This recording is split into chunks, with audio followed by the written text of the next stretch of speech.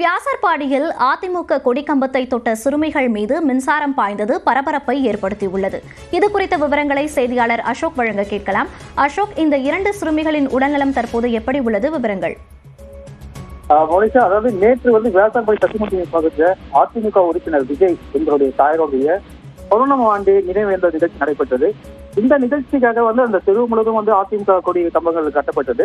நேற்று 2 சிறுமிகள் விளையாடி கொண்டிருந்த நிலையில 6 வயது சிறுமியும் மற்றும் 4 வயது சிறுமியும் அந்த கொடி கம்பத்தை தொட்ட பொழுது மின்சாரம் தாக்கி தூக்கி வீசப்பட்டது.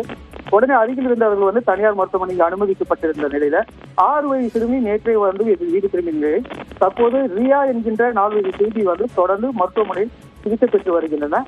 இந்த சம்பவம் தொடர்பாக எம்கேபி நகர் காவல்துறையினர் தற்போது வழக்கு பதிவு செய்து விசாரணை மேற்கொண்டு வருகிறார்கள். மோனிஷா,